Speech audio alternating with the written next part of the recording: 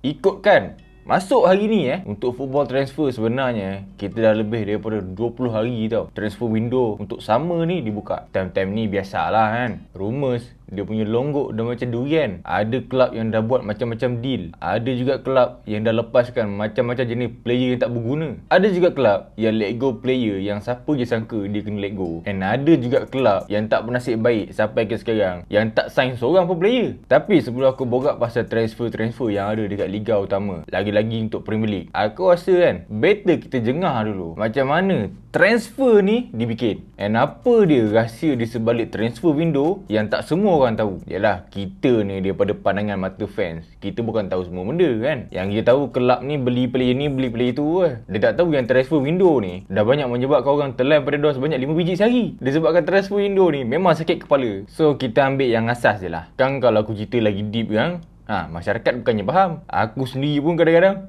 malas nak faham.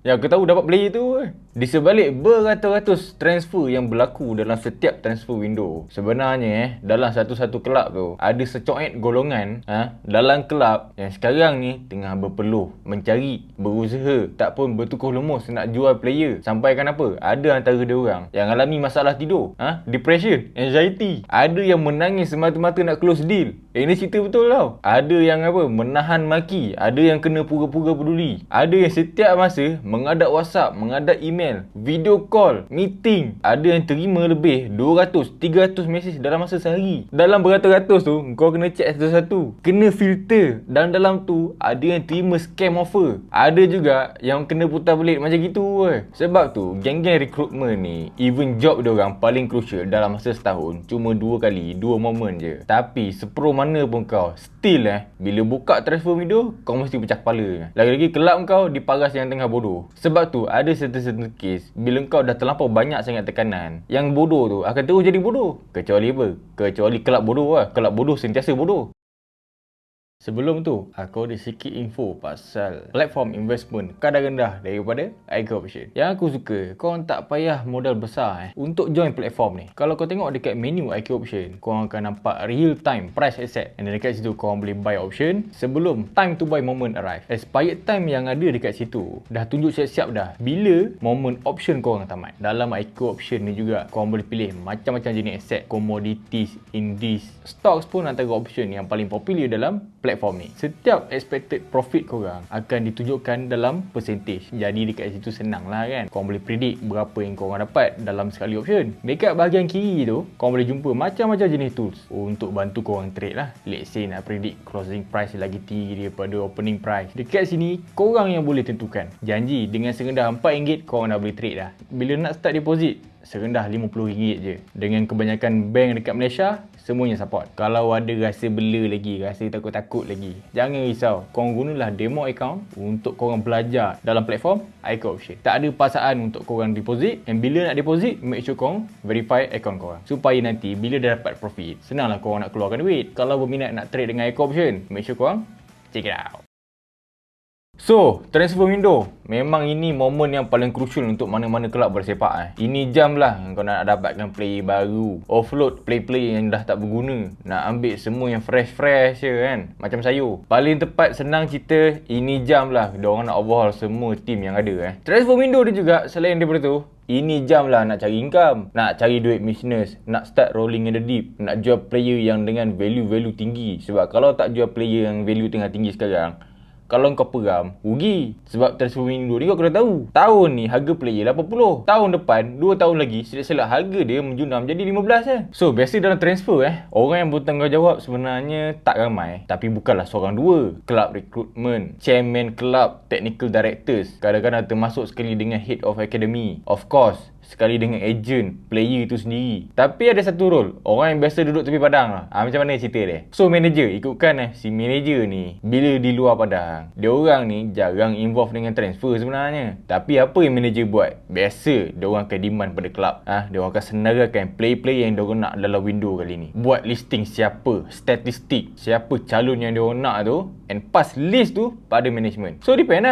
dekat situ lah kelab nak follow manager ke, ataupun nak follow cara dia orang sendiri. ataupun kelab ambil player yang CP-CP follow, janji ada kena-mengena sikit dengan apa yang manager tu minta. Ada juga kelab yang mengamalkan asal boleh. Main bedal lah beli player. Sebab tu, bila nak jadi manager bola sepak, selain daripada jaga communication dengan setiap player, manager juga kena pandai influence management tu. Sebab kalau tidak, pecah kepala weh. Tak ada siapa yang nak dengar demand dia. Yang tanggung siapa? Manager tu sendiri. Kalau tim jadi bodoh, yang kena set siapa? Dia juga. Cakap pasal set aku dah mula rindu pada Oli Entah apalah Oli tu tengah buat sekarang. Kalau tidak dulu asyik kena aim Tapi kan involvement manager ni juga sebenarnya depend pada kelab, depend pada liga. Kalau zaman-zaman otai manager yang dekat Premier League dulu, coach yang digelar manager ni aku cakap memang power. Dia lah decision maker dalam transfer, termasuklah kontrol semua benda dalam kelab. Macam dekat France, Itali, Spain, biasanya presiden dengan sporting director yang kawal benda-benda macam ni. Coach dekat negara-negara tu biasanya tugas dia konsult Lagi pula zaman-zaman sekarang ni nak jadi manager yang betul-betul power, yang boleh kontrol semua benda, memang susah Kalau ada tu pun mimpi je lah. Level-level macam Fergie, orang kata Godfather punya manager. Itu kontrol semua benda. Mana nak cari dah. Kau tengoklah Glazers zaman Fergie, dia follow rapat tau apa yang Fergie ni nak. Lepas Fergie ditanya, diorang berleluasa Itu yang Woodward sampai setiap window asyik kena kecam Sampai sekarang ni merajuk dah member. Berhenti dah. Aku dengar cerita dia dah balik banking Bila balik je banking terus tenang hidup dia. And then, ini antara orang yang paling penting dalam transfer, yang influence player, influence gaji. Siapa dia? Agent Agent ni dia orang yang represent player punya interest Lagi-lagi bab nego kontrak. Agent ni pun sebenarnya banyak regulation dia. And then orang kata dalam banyak-banyak agent ni ada top agent, ada super agent. Super agent ni orang boleh cakap dia paling top expert lah bab-bab legal proceeding, bab-bab nego. And kadang-kadang bila agent tu terlampau sangat expert, itu yang biasanya satu-satu kelab tu turn off nak deal dengan player tu. And then dalam waktu yang sama, agent-agent ni biasanya akan charge service fee untuk khidmat dia. Kadang-kadang dia orang minta persen daripada total gaji player, and kadang-kadang juga dia orang akan minta bonus untuk diri dia sendiri. Itu yang ada segelintir ex-footballer yang tiba-tiba berubah jadi agent. Kau tengoklah Deco sekarang ni tengah hit pasal Rafinha. Yakubu Ayat Beni, siapa yang tak ingat? Top poacher dekat Premier League dulu. Portsmouth, Everton, Leicester, Blackburn. Sekarang ni dah jadi agent. Mateja Kezman, bekas player Chelsea yang kes nombor 9 tu. Tapi borak pasal Kezman ni pun tak pelik jugalah dia boleh jadi agent. Sebab bawah dia ada 2 orang player So bila borak pasal transfer, confirm kena ada value. Sebab kalau tak ada value, itu bukan transfer nama dia, itu hibah nama dia. Dia lah daripada segi harga pun, orang tak boleh letak harga sesuka hati. Kalau tak harga sesuka hati, itu dah duduk bawah atau mencatut tau. Tak boleh. Itu menteri bersikap hati. So sekarang ni kita borak pasal flow transfer. Biasanya bila kelab dah minat pada seorang-seorang player, kelab akan mula monitor player ni dulu. Kalau zaman dulu aku rasa scouting ni memang famous tau. Lagi-lagi apa, geng-geng asuh Wenger Sebab tu Wenger dulu dipanggil profesor. Sebab talent-talent yang bagus ni semuanya asuh Wenger jumpa. Sampaikan dulu CR7 nyaris sikit lagi nak join sana. Is it true that you nearly joined Arsenal, not Manchester It's United? true. It's true. Of course it's true. It's true? Yes. I was with How Arsenal. close were you? Very close. Like, break my heart. One step. Incredible. Seriously? Seriously. Fabregas, Messi, Pique, Suarez, Kante, Pogba, sampaikan Ibra yang dekat Akademi Malmo tu, Wenger awal-awal lagi dah jumpa dia dulu dah. Sebelum si Ibra tu meningkat naik, silap dia dekat situ. Dia suruh Zlatan tu buat trial dulu dengan dia. Terus automatik dekat situ juga dia reject Arsenal. Padahal si Zlatan waktu tu budak lagi kau tahu, umur baru 16, umur baru 17. Actually tahun yang Zlatan dapat offer daripada Wenger tu, tahun yang sama Henry join Arsenal. Dah habis tu Zlatan benda je gue expect. Bila dah minat, ejen ataupun kelab asal akan bagi tahu pada player yang ada kelab-kelab ni minat pada dia. Kadang-kadang tu dalam satu-satu masa, player kena buat decision sampai 1 ke 5 kelab kau tahu. And then bila borak pasal harga harga ni memang subjektif sikit lah. Ada player yang padu tapi murah, ada player macam padu tapi scam pun wujud juga. Tapi jenis-jenis yang padu dan scam ni sebenarnya lagi mahal. Harga dia punyalah Yahudi. Borak pasal harga, player ni ada market value dia orang sendiri. Itu belum dikira kontrak asal lagi, berapa lama, release clause, berapa pula harga dia. Contoh macam dulu Arsenal dicuri Partey daripada Atletico. Itu jam tak ada warning tau. Arsenal trigger clause dia, bank in, terus Partey kena seruduk pergi England. And then usia, harga guard ditentukan daripada position player itu sendiri. Tapi bab position ni actually zaman sekarang dah tak peduli dah sebenarnya. Kalau dulu striker punya position ataupun forward paling ada value nak banding dengan position lain. Sekarang ni harga winger, midfield, centre back lagi mahal daripada forward. Contoh harga Maguire. Engkau tahu tak? Harga Maguire tu sebenarnya kalau dulu engkau boleh dapat 6 orang Nistelrooy tau. Dengan harga 80 million tu dulu. Kau tahu tak? Engkau boleh dapat 3 orang Ronaldinho. Itu belum kita borak pasal player yang datang dengan tag konon-konon wonderkid. Macam Mat Lingard.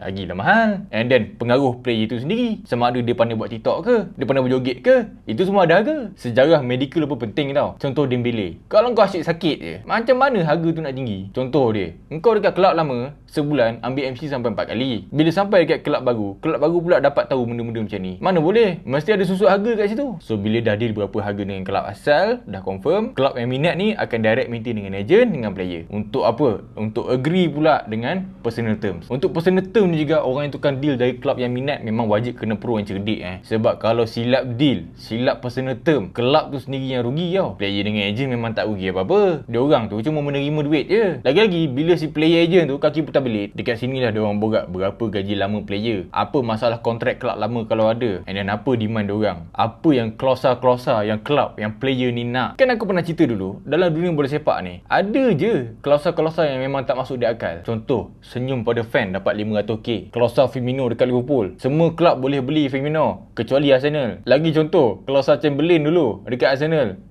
main 20 minit, Sotong dapat 10k. So nampak, dalam satu-satu transfer ni sebenarnya ada banyak benda yang hengki-pengki And then untuk orang yang in charge memang sakit kepala Sakit kepala itu diorang lah, tak diorang Macam kita okey Yang kita borak tadi bab klausa. Dalam transfer juga, biasa kelab yang minat ni akan offer macam-macam jenis bonus tau. Dalam bola, contoh bonus yang aku boleh kasih kepada korang. Let's say, Minamino skor 3 biji, dapat bonus 10k.